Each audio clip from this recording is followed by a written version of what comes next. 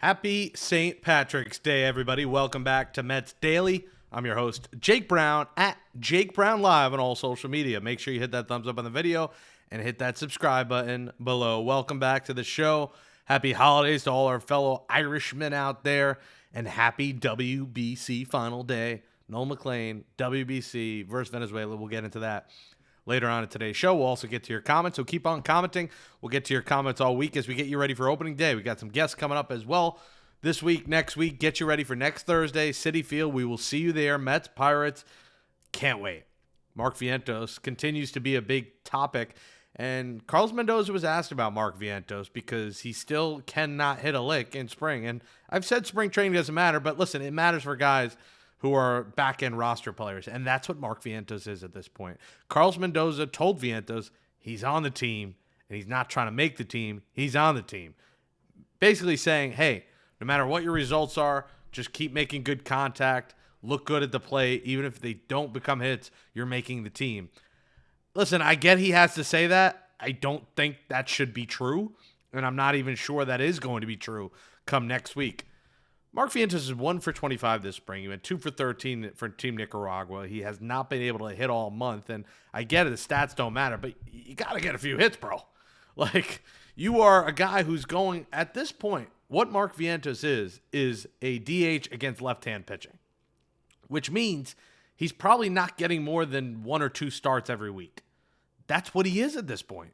Because of the Mets' lack of right-hand hitting off the bench, he's their guy, and unfortunately, that's all he can really do. He might play first base here and there, but if Brett Beatty, who's been tearing the cover off the ball in spring and playing every position, can play first base for you, it might not matter if it's a lefty or righty. They might play Brett Beatty. You know, Jorge Polanco's a switch hitter, so against left-hand pitching, I'd surely expect Jorge Polanco to be at first base against left-hand pitching. The question is DH. Would they rather have Mike Tauchman or Brett Beatty against a lefty or Mark Vientos? And Vientos has not proven that he should have earned this spot. And I don't know, man. I think he'll probably be on the roster opening day, but from there, it's TBD. If he hits like he has in spring when it counts in March, April, you know, by sometime in the end of April, May, the Mets may have a decision to make, and that may be to probably trade Mark Vientos. I think maybe a change of scenery might do him well. But how to guarantee this guy a roster spot, to me, is ludicrous. And I get that's managerial talk, and he's got to say that to him to make sure he's still confident. He can't say to him, hey, Mark, if you don't get a hit in the next couple of games, you're off the team. You can't say that to a player. I get it.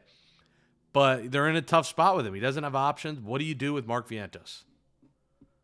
The Mets have a Vientos conundrum, and the lack of right-hand hitting hurts them a bit here.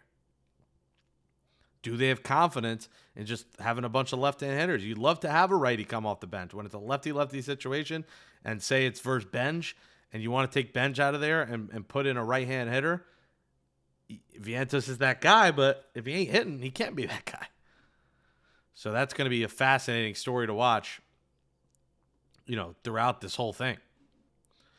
Mark Vientos also confirming Huascar Brazoban will be on the Mets roster, barring any injuries, but listen, Brazoban has earned this spot. He looked really good in spring. He looked good for Team Dominican Republic. He looked dominant for Team DR in the World Baseball Classic. I think Brazoban's got something to prove here. You know, looking to get a deal next offseason. Back end of his career, 36 years old. Remember, he got to baseball late. He's under arbitration for the next 3 years. So he'll be under arbitration until he's pretty much 39, 40 years old. He won't be a free agent until 40. That is very rare in sports, but that's how it works. He got here, you know, in his 30s, and, you know, I believe he had some visa issues and some family things, or, you know, he had said his age was a couple years younger, and, you know, Huascar Brazoban's never going to get that massive deal. He's still going to make $1.05 million, which is nice to play baseball, but he's never going to be, you know, a $10 million reliever because, you know, unless he's still good at the age of 40, 41, he won't be that guy. But Brazoban has something to prove because DR just lost. He looked good for DR. He's fighting for a roster spot. And now we have to figure out who's the Mets' last reliever? Who's going to be that guy? And there's only one spot left at this point because Luis Garcia looks like he will pretty much be a lock. But among the names left, it's Craig Kimbrell and Brian Hudson. Brian Hudson has been impressive so far. He is a lefty. Now you have Brooks Raley. Do you decide to go with another lefty in Hudson until A.J. Minter's ready at some point in late April? Or do you go with the veteran in Craig Kimbrell? Mets have a very difficult decision to make. Listen, I think Kimbrell deserves a shot. I think Kimbrell has been pretty much a Hall of Fame reliever. And Brian Hudson has been solid, but, Brian Hudson is what he is. He's a fringe roster player, and he's been more of a minor leaguer. Craig Kimbrell's been a Hall of Famer. And I'm not saying Craig Kimbrell is going to come here and be a Hall of Famer, but Craig Kimbrell, if you get lightning in a bottle out of him and he's still got something left in the tank, I say why not? I think he could really be a dynamic piece, and it costs you nothing almost. You get him on a minor league deal. So it seems like it's down to Hudson and Kimbrell for the final spot until A.J. Minter gets back, and then one of them probably gets canned. But Huascar Brazoban gets himself a spot. And remember, when the Mets traded for Huascar Brazoban for the Marlins, he was one of the better relievers in the sport that year in 2024. Came to the Mets, was not great in 2024. In 2025, he had a 3.57 ERA in 63 innings. He was fine last year. I don't think he was incredible, but he wasn't terrible. I think he was fine for the Mets and definitely does deserve a spot. He is one of those guys who has earned his spot on the roster, unlike a Mark Vientos. One guy who's going to earn his spot for America tonight is Nolan McLean. And, man, we mentioned this yesterday, but now we know who he's facing. He's facing Venezuela. And, we talk a lot about Dominican and how stacked they are. Can we show some love to Venezuela? I mean, let's just go through their hitters. Contreras and Perez behind the plate. Infield, Arise, Suarez, Wilson Contreras. You have William Contreras catching. Wilson Contreras infield. Gleyber Torres, Miguel Garcia, Ezequiel Tovar, Andres Jimenez. Outfield, Wilyer Bray, who hit the big homer the other night. Ronald Acuna Jr., Jackson Chourio. I mean, this is a really good, at least offensive team. Pitching-wise, they're not incredible, but it'll be Eduardo Rodriguez on the hill tonight against McLean. You got Ranger Suarez,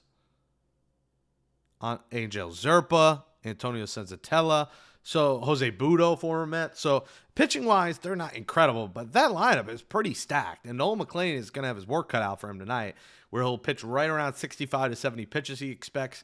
And, it's funny. Carlos Mendoza basically said, we're holding our breath.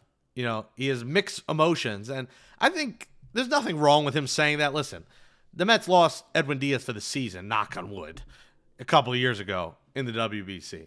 This is a high-pressure, intense game. That is why Carlos Mendoza is worried. He has one of his best pitchers, him and Freddie Peralta, probably the two best Mets pitchers, pitching for America tonight in a big spot. I think he has every right to be a little bit concerned that a guy going at his hardest, that he's a little bit concerned with that. But what a moment for him. And again, I think he's the favorite for Rookie of the Year. This could be a real kickoff to his 2026 season. And if he could give the Mets a performance like Paul Skeens did. Remember, Tariq Skubal left. Skubal left Team USA, did not pitch for them. Now he's been showing up. He's in the dugout, but he's not pitching. For all probably the right reasons. Listen, this is a guy who's about to maybe get a $400 million contract. There's semantics to this. You completely understand why Skubal wouldn't. Same with Freddie Peralta, a guy about to get a life-changing contract. Nolan McLean's still under arbitration. He could do this. Paul Skeens, same thing. And Paul Skeens is Paul Skeens. So you get Skubal, but listen, everyone said, oh, no, there's some fans who haven't really seen enough of McLean to say, oh, we're going Nolan McLean tonight. I think he has to shut those people up. Obviously gave the 3 runs in the loss to Italy. Offense didn't do enough, but a lot of people were frustrated with him because of that start. This is a big statement for Nolan McLean. I'm excited to see St. Patrick's Day in Miami, USA, Venezuela for the WBC title. And obviously a lot of talk. Listen, and I posted a video about this with Aaron Judge, what a lot of these players are saying. It's just different atmospheres, man. You got the Venezuela crowd was insane last night. DR crowd, USA crowd combined was insane. You don't have that in the World Series, where it's a lot of corporate people who aren't diehard baseball fans, companies who got tickets. They're unaffordable tickets. So you might have the diehards in standing room and up top, but in the great seats, you're not going to have the biggest Yankee fan or the biggest Dodger fan because they're priced out. The diehard is priced out of those games. These games, yes, they're a little pricey, but still more affordable, and it's once every 3 years to go to. You make a trip to Miami, you're in the sun, there's worse places you can be. versus, a cold stadium in October paying $800 to stand. That's like the atmosphere is just different. And, different people have different perspectives. So if you ask me, Jake, would you rather be at the WBC final or the World Series and the Mets are in it? Of course I'm going to say the World Series Mets are in it because I haven't seen a World Series in my lifetime.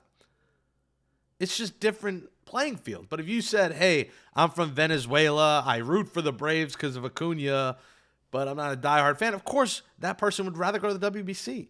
That's why the World Baseball, I know the World Series is called the World Series, but it's really the American Series. It's not the World Series. It's players from different countries, but it's American teams. So that's why when you open up from one country, which I think we have a great country, but when you open it up to the world, you're talking about a much bigger atmosphere.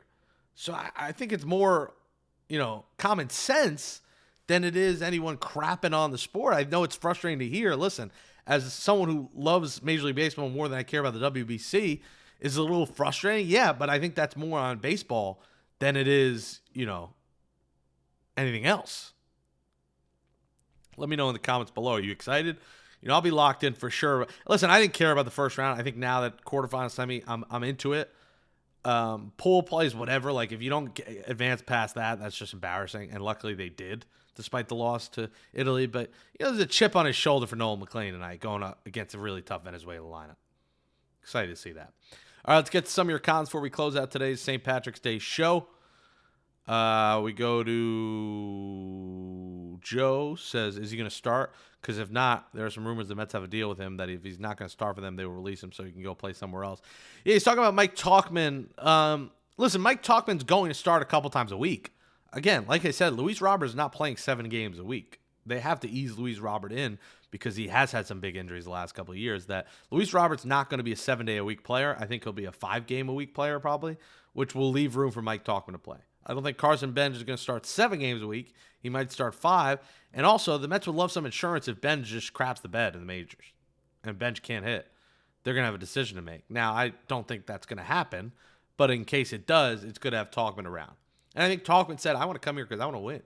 Mets want to win. And I see myself as a spot to win this. I see myself as a position to win a spot on this roster. I'd like to see Mike Tauchman here, and I think he should be on here. JPD said Tauchman should be on the roster. He's a good Vibes player, and he's great. He's a player we needed last year. I agree. Listen, he's a guy you can move station to station. The Mets didn't have a lot of good situational hitters and guys that can get on base. The Mets were preaching on base, getting guys who hit and get on base. Bo Bichette hits, gets on base. Juan Soto gets on base. Mike Tauchman gets on base. Jorge Polanco, decent on base guy. But they don't strike out a lot. They move station to station, and that's what the Mets need. They didn't have a lot of that. Dr. Manhattan, it's going to be a great season. Let's go Mets. Yeah, I'm getting excited as the days get closer, guys. As we are 9 days away from Mets Pirates at Citi Field, I'm getting more excited by the day. Cannot wait. I will be in North Carolina from Thursday night till Monday morning. Mom's 70th birthday celebration. Her birthday was actually in December, but we were celebrating with family and some friends down in Carolina this weekend. So I will be down there, but I will be back in New Jersey Monday, and then I will be at Citi Field next Thursday. Still trying to figure out if I'm going to go next weekend. I would like to go to Saturday and Sunday. TBD on that, but I'll be there Thursday. So if you're there Thursday, you see me, let me know. And, looking forward to seeing everybody at the ballpark. NJ Builder said, I love Benj and love seeing rookies play, but in this situation, send Benj to the minors for opening day. Bring 4 outfielders, and when talking to any of their outfielders not so to regress, then release the player that plays himself off the team. Then bring up Benj as the savior. Lol. Is there any home video of your umpiring? I'd love to see the swinging ball call. Lol. LGM. Yeah, luckily there is no video of that. That was my first inning of my first time behind home plate. The other games I umpired, I was in the field. Definitely made some wrong calls. It's very difficult to be an umpire. So I cut him some slack sometimes. No video, thank God, because it was so embarrassing. But a good friend of mine in high school was umpiring out in second base. And when the kid swung and missed and I said ball, and the catcher looked at me and said, but he swung and missed, and I switched up and said strike. I look out at my friend, and he goes like this. He's just face in his hand. It was so embarrassing. And the coaches were like, oh boy, we're in for a long one today. But the money was decent. For high school, I was making decent money to umpire these games. So I would do that again right now if I could umpire games for, I forget how much it was a game, but it wasn't bad just to umpire a game, but definitely not easy. Listen, if Benj is hitting 350, 400 at the end of spring, he has to be here. You know, you talk about earning your spot. The Mets gave him every chance to earn his spot. He has been a tough out there. He grinds every at-bat. And I don't disagree, and it's a point that I've said that it's not the worst thing if he starts in the minors. But you can't just put him in the minors to put him in the minors at this point. If the guy earns a spot, he earns a spot fair and square. And that's how spring training should be and how it should go. And you want to talk about earning a spot, that's what Carson Bench has done. I mean, the guy is just a fierce competitor out there at the plate. He's got a good arm, playing good D. It's hard to keep him off this roster. Jay Shig said, dude, Taylor's way better defensively than Tauchman. Robert Sitz, they aren't automatically playing Tauchman. And really, if you were Tauchman and you had the spring he had, why would you stay with the Mets crowded outfield where you can play somewhere else every day? He's likely gone since the Mets can't promise him everyday play. I think if the Mets promise a roster spot, he's staying. He can't opt out if the Mets say you're on the roster. That's not how it goes. If the Mets say you're on the team, he's on the team.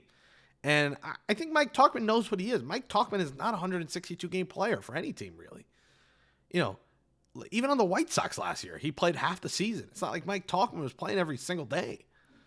So I disagree a little bit on that. I think Mike Tauchman is a part-time outfielder, and that's what he will be with the Mets. And playing time will find him. And I disagree. Taylor's better defensively than Tauchman, but Tauchman is not a liability in the outfield. He is a solid defensive player. He's not as good as Taylor, but he's solid enough that he'll get starts. Now, Taylor's the other righty bat off the bench, but he's just not a good bat. That's the issue with Tyrone Taylor. He would be the guy you maybe send up against a lefty, but do you have faith that he'll get a big hit against a lefty? Probably not. So that's going to be fascinating. All right, folks, thanks for the questions. Keep them coming. We'll get to more tomorrow. Let's go USA tonight. Let's go Nolan McLean. Happy St. Patrick's. Hit that thumbs up on this video right now. And go follow me and subscribe to my YouTube at Jake Brown Live. Let's go Mets. Let's go USA. And we'll talk to you tomorrow right here on Mets Daily.